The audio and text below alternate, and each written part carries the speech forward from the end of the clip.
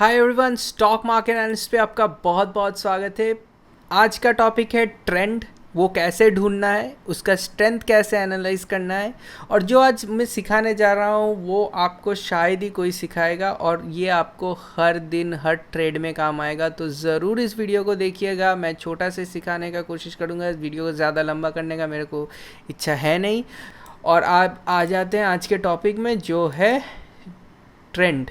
Trend क्या होता है? ट्रेंड होता है कोई स्टॉक, दो ही टाइप के ट्रेंड होते हैं मार्केट में। एक होता है अप ट्रेंड जो आपको दिख रहा है, और एक होता है डाउन ट्रेंड। तो अप ट्रेंड और डाउन ट्रेंड मार्केट में दो ही टाइप के ट्रेंड होते हैं। और एक चीज़ होता है कि अगर कोई ट्रेंड ना हो तो उसको बोलते हैं साइडवेज। साइडवेज लेकिन कोई ट्रेंड नहीं है, जैसे कि काला कोई रंग नहीं है, रंग ना होने को बोलते हैं काला। लाइट थ्योरी में ऐसे ही होता है। तो ऐसे ही अगर रंग ना हो तो उसको बोलते हैं काला, और ट्रेंड ना हो तो उसको बोलते हैं साइडवेज। ऐसा नहीं है कि साइडवेज भी ट्रेंड है। अप ट्रेंड है, डाउन ट्रेंड है, और साइडवेज है ट्रेंड ना होने का सिग्नल। तो अभी हम एक चार्ट आपको दिखा देते हैं। ये है एसबीआई का चार्ट। और एसबीआई का चार्ट अगर आपको 15 मिनट का चार्ट हम लोग दिखाएंगे तो आपको पूछेंगे कि क्या चल रहा है, आप बोलेंगे अप ट्रेंड चल रहा है, बिल्कुल चल रहा है। आपको सिर्फ इतना का देखिएगा, दिखा के पूछेंगे क्या चल रहा है, तो आप बोलेंगे डाउन ट्रेंड चल रहा है, बिल्कुल चल रहा है। तो टाइम फ्रेम के ऊपर, मतलब 15 मिनट का चार्ट एसबीआई इनका लगाया हुआ, एसबीआई पीएसयू बैंक का बात कर रहे हैं। और इसमें इस चार्ट में आप कोई रिकमेंडेशन मत सोचिए। इस वीडियो में कोई रिकमेंडेशन, कोई बाई सेलिंग की आइडियाज़ नहीं दिए जा रहे हैं। सिर्फ एजुकेशनल पर्पस में आपको एक चीज़ सिखाया जा रहा है कि ट्रेंड कैसे आइडेंटिफाई किए जाते हैं। अब 15 मिनट के चार्ट में देखिए, काफ़ी अच्छा आपको अप ट्रेंड दिख रहा है इस स्टॉक में, और आपको लग भी सकता है कि ये बाइंग वाली स्टॉक है। लेकिन अभी आपको मैं 1 घंटा का चार्ट दिखाऊंगा तो आपको आइडिया चेंज हो जाएगा। सेम ही स्टॉक का 1 घंटा का चार्ट अगर आप दिखाएंगे तो वो आपको लगेगा कि हाँ, इतना तक सोचेंगे तो यहाँ से तो 150 रुपये से तो आप ट्रेंड ही चल रहा है, अभी 200 रुपये आ गया है। अगर ऊपर से देखेंगे तो आप बोलेंगे हाँ, यहाँ से तो डाउन ट्रेंड चल रहा है। लेकिन ट्रेंड जो है ना, ये सब होते हैं सेकेंडरी और छोटे टाइम फ्रेम के ट्रेंड। एक स्टॉक का ट्रेंड ऐसे नहीं डिसाइड किया जाता है। एक स्टॉक का ट्रेंड लंबे टाइम फ्रेम के लिए डिसाइड किया जाता है। उसके लिए हम लोग पहले ही बोल देते हैं, अब 1 वीक मतलब 1 हफ्ता का चार्ट लगा दीजिए। और 1 हफ्ता का चार्ट जब आप लगा देंगे तब आपके सामने ऐसी स्टॉक की पूरी हिस्ट्री खुल जाएगी। एक होता है ना बैलेंस शीट देखना, कोई कंपनी में आप सोचिए आप कंपनी खरीदने वाले हैं या कंपनी में एक हिस्सा खरीदने वाले हैं, आप उनके बैलेंस शीट को खोलेंगे ना, तो हम लोग टेक्निकल एनालिसिस वाले बैलेंस शीट नहीं खोल के उसका स्टॉक का ऐसे चार्ट को खोल देते हैं पूरा 1 हफ्ता के लिए। और यहाँ पे आपको दिखा देते हैं, ये स्टॉक 2003 में 25 रुपये में लिस्ट हुआ था, और 2010 में इसने 354 रुपये में 350 पकड़ लीजिए। तो उधर था 25 रुपये, और 10 गुना करने से होता है 250, और 14 गुना करने से होता है 350। मतलब उसके बीच में 2008 वाली इतनी बड़ी क्रैश भी आई, फिर भी ये स्टॉक ऊपर जाके आपको टोटल 14 गुना दे दिया 7 साल में, 2003 से 2010। तब ये अप ट्रेंड में था। लेकिन उसके बाद इसने जो करेक्शन की, ये करेक्शन करके और ऊपर का मूव नहीं शुरू कर पाया। तो 2010 से 2020 ये स्टॉक इस रेंज के अंदर, नीचे 170 पकड़ लीजिए, ऊपर 300 पकड़ लीजिए, इस रेंज के अंदर, मतलब 170 से 300 ज़्यादा नहीं, 130 रुपये के रेंज के अंदर ही आपको मैक्सिमम मिल जाएगा स्टॉक। हाँ, कभी कभी ऊपर गया है, कभी कभी थोड़ा बहुत नीचे भी आया है, लेकिन मैक्सिमम स्टॉक मैक्सिमम दिनों में इसी प्राइस रेंज के अंदर था। मतलब आपने 10 साल के लिए पैसा लगाए होंगे तो उसमें आपको कुछ नहीं मिला। यही सेम चीज़ हम कोटक के साथ कंपेयर कर लेते हैं। ये कोटक का स्टॉक भी है, 2010 में इसका प्राइस था 185 रुपये के आसपास। ठीक है, 170 रुपये आ रहा है यहाँ पे, आप देख लीजिए 175। और ये हाईएस्ट क्या था, 1750। मतलब कोटक वो 10 साल में आपका पैसा 10 गुना कर दिया, और एसबीआई में आपको 1 पैसा का रिटर्न नहीं मिला, क्योंकि इसमें कोई ट्रेंड नहीं है। ये होती है साइडवेज चार्ट, ये होती है अप ट्रेंड की चार्ट। ऐसे ही आपको अप ट्रेंड ढूंढनी होती है। और देखिए ना, अगर आप थोड़े लंबे टाइम के सोच रहे हैं तो आपने सोचिए 2017 में, ज़्यादा नहीं बोल रहा हूँ, 10-15 साल नहीं बोल रहा हूँ, 2017 में आपने कोटक लिया होगा 700 रुपये में, तो ये 1700 रुपये में गया था, आप कोरोना में बेच नहीं पाए, आपका नीचे आ गया। तो कितना नीचे आया, 1000 रुपये के आसपास आ गया था। 1000 तो ज़्यादा दिन नहीं था, लेकिन फिर भी 1100 रुपये पकड़ लीजिए, 1100 रुपये में आया। अभी चल रहा है, आज तो फॉल आई है, मतलब ये हफ्ता में फॉल आई है, पिछले हफ्ता में सोच लीजिए 1450 फिर आ गया था। तो आपको 2017 से कोरोना वाली इतनी बड़ी फॉल में भी 2017 वाली प्राइस फिर नहीं आई। 2017 की जो प्राइस थी वो प्राइस सोचिए आपको अभी भी नहीं आई, उससे भी डबल भी आपको अभी आज भी मिल रहा है कोरोना के फॉल के बाद। और जब बैंक निफ्टी इतनी वीक है, इतनी बड़ी करेक्शन कर रही है, बैंक निफ्टी इंडेक्स वीक हो चुका है, लेकिन जो स्ट्रॉन्ग अप ट्रेंड वाले स्टॉक है वो ऊपर जा ही रहे हैं, और नीचे जाके भी फिर वापस आके आपको लॉस तो नहीं देखे गए। अभी ऐसे चार्ट सबको बहुत सारे दिखा सकते हैं, जैसे कि टाटा कंज्यूमर है, यहाँ पे देख लीजिए टाटा कंज्यूमर का चार्ट।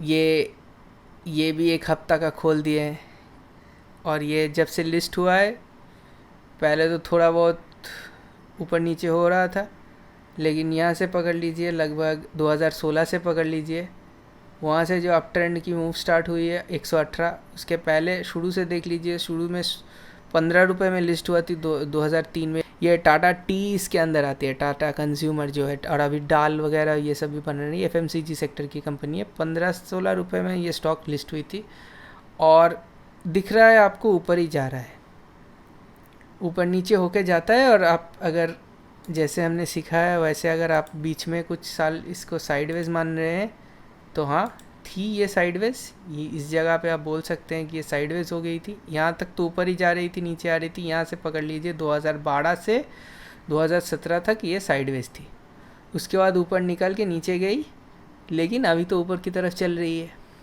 और नेट पे आप देखिए ऊपर ही जा रही है। तो आपको कैसे पता चलेगा कि कोई स्टॉक ट्रेंड अपवर्ड्स है कि नहीं? एक तो है तो देखने में आ जाता है, देखने में तो आ जाता है। दूसरा आपको देखना है, आपको 20 दिन की EMA, 50 दिन की EMA, 100 दिन की EMA और 200 दिन की EMA लगानी होती है। और जब स्टॉक साइडवेज हो जाता है ये सब एक साथ आ जाते हैं, आपको दिख रहा है यहाँ पे एक साथ बंचअप हो जाता है। जब अप ट्रेंड में आता है तब 20 ऊपर रहता है, 50 नीचे रहता है, उसके नीचे 100 इसके नीचे, 200 इसके और नीचे, ऐसे बन जाती है। 20, 50, 100, 200 ऐसे बन जाती है। जितनी ट्रेंड स्ट्रांग होगी इन चारों में गैप उतना बढ़ता जाएगा, और जब ट्रेंड घूमेगा अब देख पाएंगे ये ब्लू वाली लाइन 20 की लाइन पहले 50 दिन को काटेगी।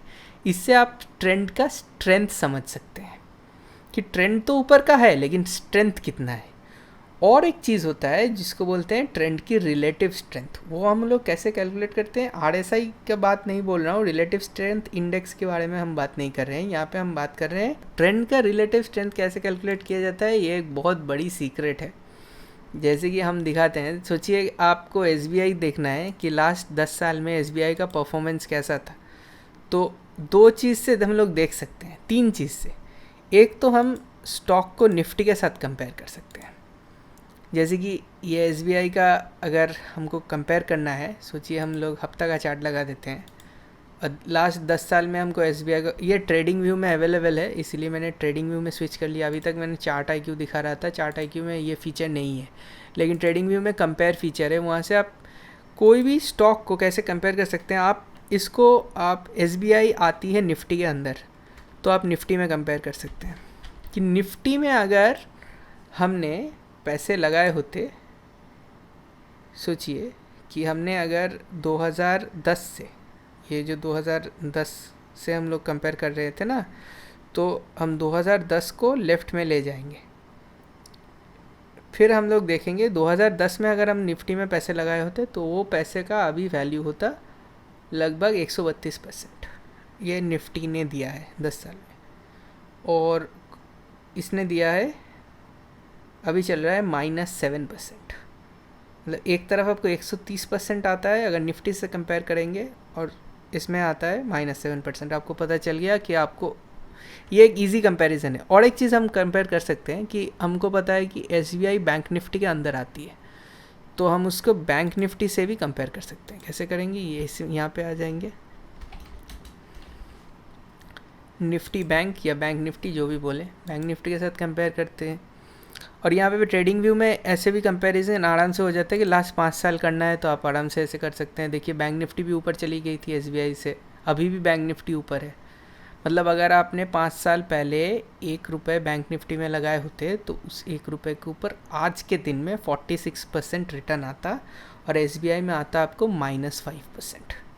मतलब वहाँ पे आपका 1 रुपये बन जाता 1 रुपये 45 पैसे, और अगर एसबीआई में लगाया होता तो वो बन जाता 95 पैसे। तो ऐसे बैंक निफ्टी जो इतनी वीक है उससे भी एसबीआई की रिटर्न कम है। अभी एक चीज़ होता है निफ्टी के में कंपेयर कीजिए रिटर्न्स को कंपेयर करने के लिए, दूसरा होता है उसकी इंडेक्स में कंपेयर कीजिए अगर वो कोई इंडेक्स में आता है, जैसे कि एसबीआई आती है ये वाले इंडेक्स के अंदर। और दूसरा और एक चीज़ होता है, तीसरी वाली कंपैरिजन जो है वो होती है आप कोई बैंक के साथ, अच्छी खासी बैंक के साथ कंपेयर कीजिए। जैसे कि हम कोटक के साथ कंपेयर करते हैं, जैसे कि कोटक हमारा अभी अच्छा लग रहा है उसका परफॉर्मेंस, तो कोटक के साथ कंपेयर करते हैं। तो लास्ट 5 साल में अगर कोटक में इतनी बड़ी गिरावट के बाद भी कोटक में लगाए होते तो 132%, मतलब आपको 1 रुपये लगाते आपको 2 रुपये 32 पैसा अभी मिलता 5 साल में, इतनी बड़ी फॉल के बाद भी। और सेम ही चल रहा है एसबीआई में, आपको 1 रुपये में 95 पैसे मिलते 5 साल में। तो 5 साल में आप 130% लेंगे या -5% लेंगे। ऐसे ही आपको अप ट्रेंड वाले स्टॉक ढूंढने होते हैं। और अगर 10 साल में कर देते हैं तो आइए 10 साल का कंपैरिजन देख लेते हैं। अभी 2010 को हम लेफ़्ट की तरफ ले जाएंगे। 2010 में अगर आपने 1 रुपये एसबीआई में लगाया होता तो आज तक आपको मिलते शायद -20%, मतलब आपने 1 रुपये लगाया तो आपको मिलते 80 पैसे। 10 साल पहले एसबीआई यहाँ से ऊपर था, और कोटक में आपको मिलता 1 रुपये अगर लगाए होंगे तो 8.5 रुपये के ऊपर। तो 1 रुपये लगा के एसबीआई में मिलता 80 पैसे और यहाँ पे मिलता 8.5 रुपये। इसीलिए ट्रेंड सही चुनिए, स्टॉक सही चुनिए इन्वेस्टमेंट पर्पस में। और ट्रेंड कैसे चुनना है, कैसे कंपेयर करना है